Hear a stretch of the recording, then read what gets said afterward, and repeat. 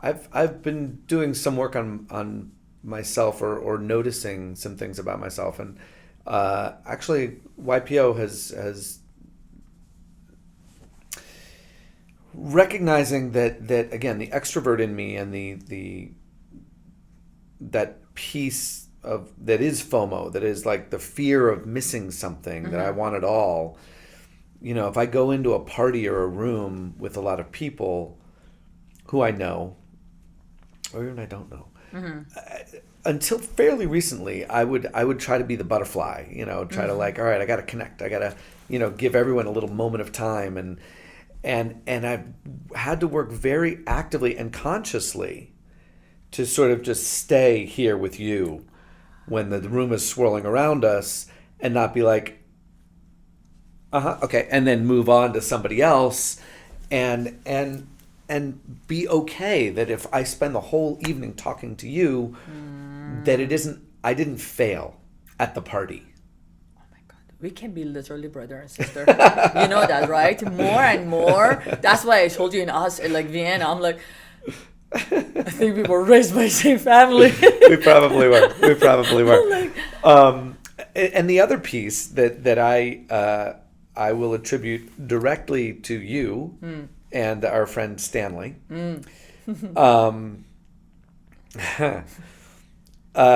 is, it's so freaking weird. I can't believe I'm saying this. Dancing. Oh, yes. I am not a good dancer. And it's something that I've always felt very like self-conscious, and I'm just like that's not, you don't want that. And something about hanging out with you, mostly you, has sort of unlocked this piece of me that is letting go of self-consciousness, letting go of shame. Shame and whatever. Shame's a bit strong, but maybe how other people are going to judge us because we are just too much for them. That. To the point where the other night we went out and I'm like standing there like behind the freaking DJ. Like I was probably in every person's Instagram video that night. I know which night you're talking about because I was there too. I don't give a shit. And, it was awesome. And that has been very empowering for me. And that singular that I'm now willing to do that I'm now seeking that adventure out, or that sort of letting go of self-consciousness. Yes. And if you want to laugh at me, I'll laugh at me too, and we'll have a good time laughing at me attempting to dance. Yes.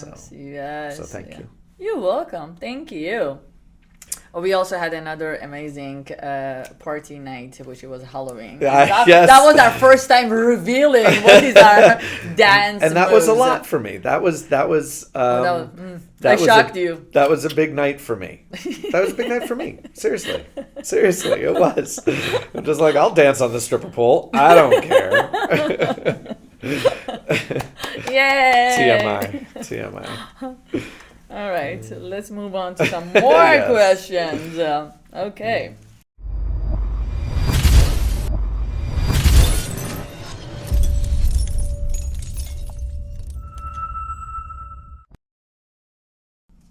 I was thinking about one thing while you're looking at that. Tell me.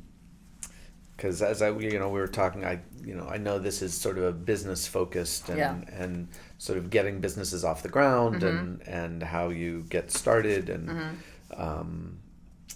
and one of the things, it's sort of random, but I was thinking about it today, along with outsourcing the setting up the logistics of my business, was interns.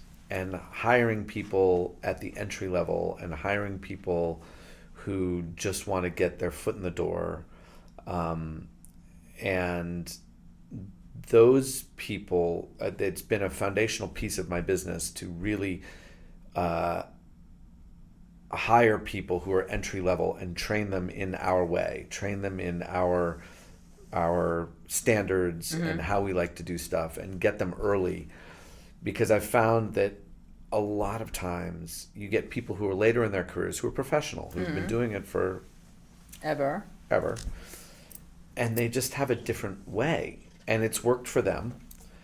But then they come in to my business, and it doesn't quite sync up, and it never quite works. And you're paying a lot for their tenure and their skill, and you're not always getting the value that you'd hoped for out of that. And instead, you start with someone who's early in their journey, and you hone that raw talent, and you see if there's something there. And if there isn't, they're early in their career. You've given them an opportunity that now they can take somewhere else. They've got to, so there's definitely give on both sides. But I mean, I want to say a third of at least of the 150 employees started as interns. Nice. And that includes some real sort of senior levels of leadership at the agency at this point. Are you still doing it now, or this was something that you practiced it before? No, I still do it now. You're still doing it now? We hire interns all the time. Right now, it's the economy is such that I'm not doing a ton of hiring right now. But broadly speaking, absolutely. And I don't know how much it translates. Depends on the business that you're talking about, that you have. But in my case, so I'll give you the example that I do, and you could see if it translates in your world. But I run an internship contest. So I say, if you would like to be an intern here, full-time, paid, for 3 months, with the strong possibility, well over 50% of the people that I have for 3 months, I convert to full-time, and they start their careers with me. I like that. But to apply to that, we give you a fake movie with some assets that we have ourselves that are our own. And I write log lines for fake movies and give you a title and say, design me a poster. And they don't have to be amazing, but the simple act of the applicant putting in this much effort tells me that they want it, that they're willing to do something with no promise of anything. I'm not paying them for this. You design a poster for me. If I like it, I'll hire you to be an intern for 3 months. So it's I'm not promising much, although I am promising a foot in the door. Yeah. And that little amount of effort, and it's not little, it takes people time. Yeah. Is all I need to say, okay, you've earned the right for me to focus on you and give you my attention, and help you, because you showed me that you want this, rather than, oh, you have interns? I want an internship, and I'm like, fuck off. Like, what I do is very specific, and it's a skill set that not a lot of people have. And I don't need someone to get the coffee and to make Xeroxes. I need someone who's going to, like, get to work. Just show some effort. Yeah. Interesting. And then how often you see people with that extra push? Yeah, I'll do this for you. How often you see that? All the time. Yeah? Every time. Now, it may not be that many people, and part of that's how much I'm marketing that this is a thing that I'm doing. But I'm trying, and I'm doing my best to get the word out to more diverse candidates, to find aggregators. There's a conference called the State of Black Design that's run out of Texas, I think, still. That finds, people of color who are in the design community around the country. So I try to participate in that to find interns. There are a couple others that aggregate, a talent pool that I might not otherwise find in Hollywood. Wow. but yeah, so we still do it. I again, right now we're not doing it, so it is what it is. But I do it quarterly usually. Give me a name of a couple of big movie posters that you made. Going back in time a little bit, Avatar, the first Avatar, or... Are you freaking kidding me? No. What? You never told me this! That's what I do. So yeah. Or all the Matrix movies.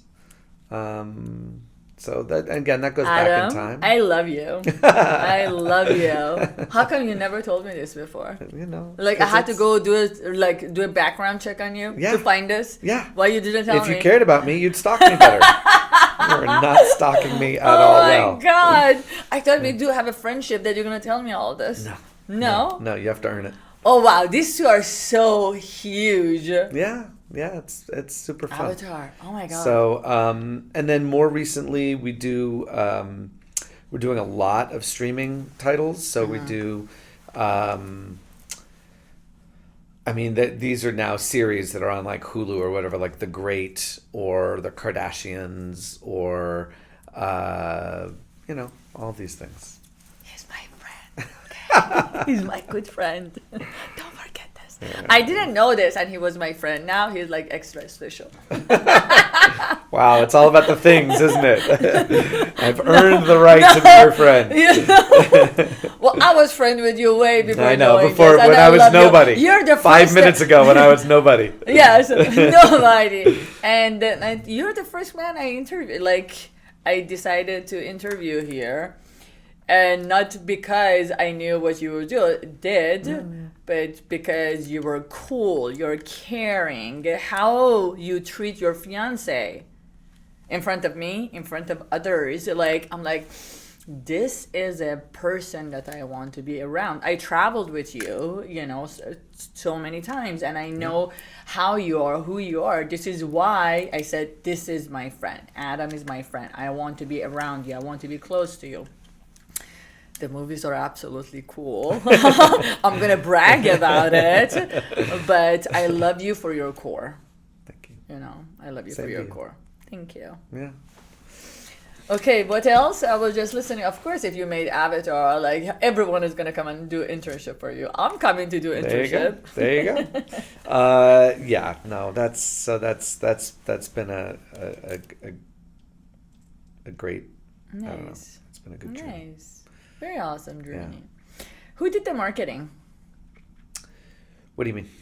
I mean, the main core of the business, is it based on like, do you guys build personal relationships in order to, bring clients in? Got it. Self-promotion. Self-promotion? How do you guys do self-promotion? Right.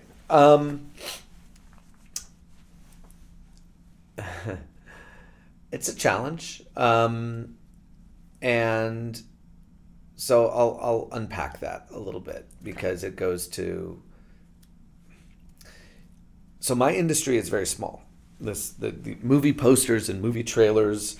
There are 6 studios that do what I do. That's 6 clients in my industry. The total, and then the client is a studio. Each studio has 5 to 10 executives who would hire me. But still, that's a very small pool of potential clients. So it's a very limited target. So the good news there is that there's really not a lot of need for marketing because once you're going, everyone knows who you are. Okay. So. I'm getting somewhere here. Yeah. Okay. So everyone knows who I am. And he says I'm another entrepreneur. Okay.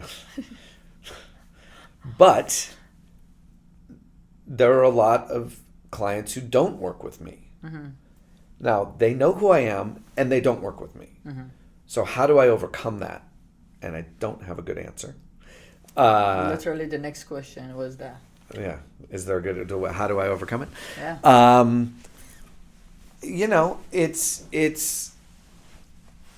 It's trying to find ways into relationships with those people who you don't currently have relationships with because it is so personal. I deliver an an A-list product. I am good at my job. But so are my competitors. They're good at their jobs. I can say, oh, I'm better. And sure, on a good day, I'm better, but they have good days too. And we all go toe-to-toe with each other. I know who they are. They know who I am. We're friends, on a good day. So that's not in and of itself a compelling reason to hire me. I need to be beyond that. Is that the personal touch? Yes. So, and the problem there is if I'm not connected with a client, they're not going to pick up the phone to call me. They're going to pick up the phone to call their friend. Even though I'm just as good or better. Or, Are you that person? Are you that person? Yes. Are you the face of the company? Are you the one who make all those connections? I'm one of a few. I'm one of a few. So I do a lot of I talking, and it gets a little dangerous because it's not just me. It is a team. It's a I have partners. I have amazing senior executive level staff that also go out into the world on behalf of the company. I remember I was in an airport once and I overheard someone talking about my agency, and I called them out. I was like, oh, I know the refinery, and I forget what I said, but they're like, oh my God, that's so amazing. I love the refinery. I work with blah blah blah, and they mentioned people on my staff, which is wonderful. I knew no part. I wasn't connected to that piece of business, which was wonderful. It was powerful and also a little scary, because there's a point at which your business takes on its own personality, takes on it's an organic thing that you don't control anymore. Correct. And so you find out things about over the course of time. Like, again, right now, my agency is much more streaming product than it is theatrical product. So we are not doing the Marvel movies these days. We don't have that client. For the most part, I'm exaggerating. I shouldn't have even said that, because we do creative content work, which is like if you go on YouTube and they're talking about the behind the scenes and that stuff, we do that. I'm talking about posters. Okay. And that's the frustrating part of, like, my business has a persona, has a personality, has a brand that I may not even want it to. Like, I want to do the Marvel posters, but we don't, because we're known as the streaming agency. So we get the Hulu work and the Amazon work and the Netflix work, but we don't get the Disney Marvel work. Okay.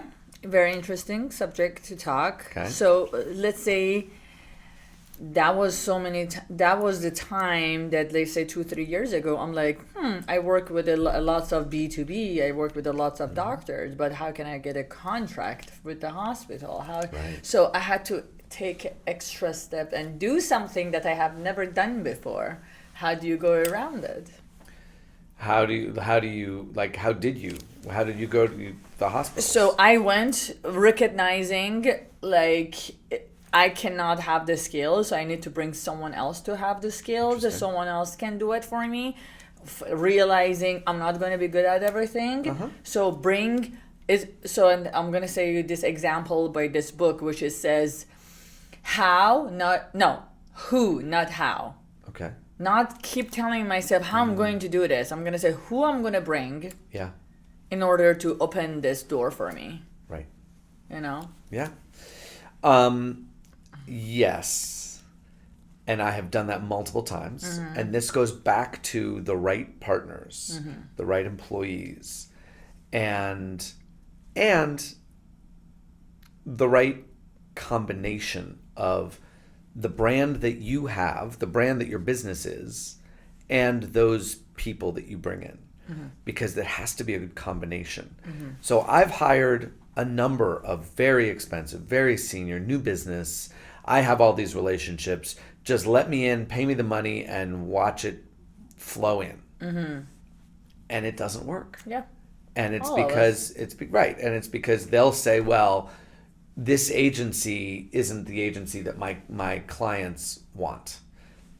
And that's fair, but then what am I paying you for? Like, I'm paying you to bring business in, and you're blaming me for my business being wrong for your clients. And all true, but then why don't we just let's call it done? And then they're like, what the fuck? Like, I took this job to blah blah blah, and you're like, but you haven't executed. So I'm giving the negative examples. There are plenty of positive examples that I have as well of success in that example. But interesting. Yeah. So with what you say, and I just realized, is regardless what business you're at or in, is just taking the extra step that you have no idea what it is. Like, I have no idea what it is. But finding out what is that extra step is in order for me for my business go to the next level, is like finding out what it is. So I can do it. It's what makes you an entrepreneur. It's what makes you like pushing as hard enough. And I'm sure from the first day that you started your business, in order for you even to get to the movie The Avatar, right? That was an extra step that you took. You have done something that you didn't do at the right in the get-go, but you did something extra. They're like, whoa, okay, his work is so good. Let's go to him. Let's go to this company. Right. Now you want something different. You just need to find that niche. Yes. Yeah. Right?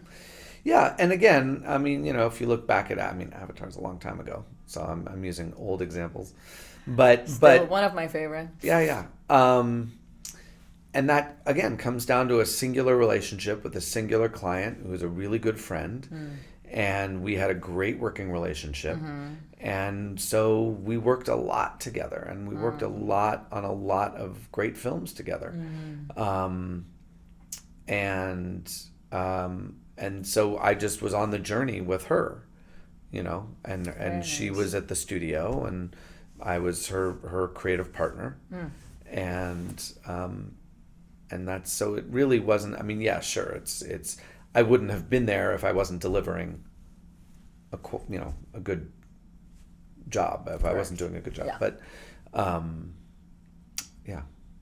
but it was our shorthand that we had together, our relationship that had her coming back all the time. Adam, Yes. what would you tell if you just close your eyes and think about like what you have accomplished, how do you feel right now, like what do you think about life and everything? What would you say to a 17 years old Adam with all these experiences that you have today?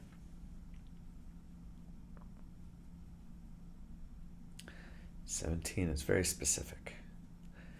Do you want 16?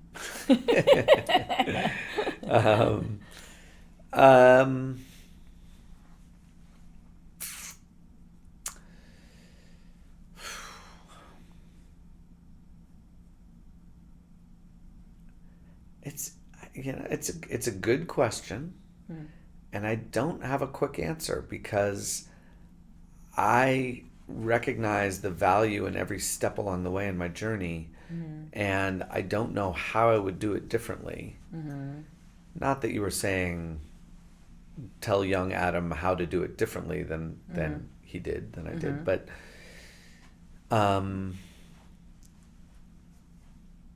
it's been a good journey. I mean, it's been I think maybe just letting go a little bit more of the fear of that insecurity. How about you? What would you tell 17-year-old Helen? I will tell the 17-year-old Helen that everything will be okay and I don't have to panic. And I just can live, walk the walk, experience what I need to experience. Interesting. because yes, of course, that's wonderful. And you know what 17-year-old Helen had to go through to get where you are today. Yeah. And so would you really say, don't worry? You know why? Because there was a lot of worry ahead of the 17-year-old. There was lots of worry. But there's one thing. I sat and reimagined my life so many different versions. And there's no fucking way that I will turn to this Helen without any experience. Right.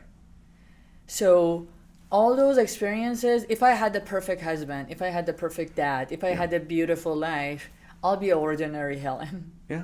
You know, correct. I won't go to survival skills. I won't learn how to survive. I won't learn how to be a mom and dad for myself. I don't know how to teach business to myself. I didn't know any of this. So I had to think about it so many times because I had to let go of my mom and my dad and my ex-husband and all the things that have happened to me. And the way how I found out or realized how I can let go was just realizing how important it was to go through those experiences, Adam. Yeah. But again, if you had said, don't worry to the 17-year-old, and the 17-year-old had been like, okay, I'm not going to worry. You can't, she had to worry. She had to burn and die and come back to life. That's a very good point that you said. I changed what I was saying. All right. Version 2. Yes, version 2. We'll rewrite version this. We'll edit it out. You have to go through this. Yeah. To build this strength and get what you want in life. There you go. So be strong, buckle up. Yeah. Get ready for this. Right. And then you just go, look what's on the other end. Ta-da! This is waiting for you. Yeah. Yeah. That's all I will say. Yeah. I love that. It's good. I like this. I like this. You see, it's okay. I only charge $250 an hour. Oh, is this a family? It's a discount. That's a discount. That's the discount. For him, it's going to be way more. Yeah, it's very expensive. 2,200. Yeah, for sure.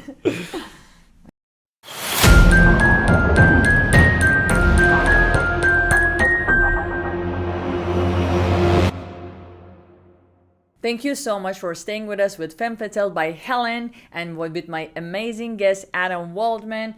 Thank you for your time and see you guys next time.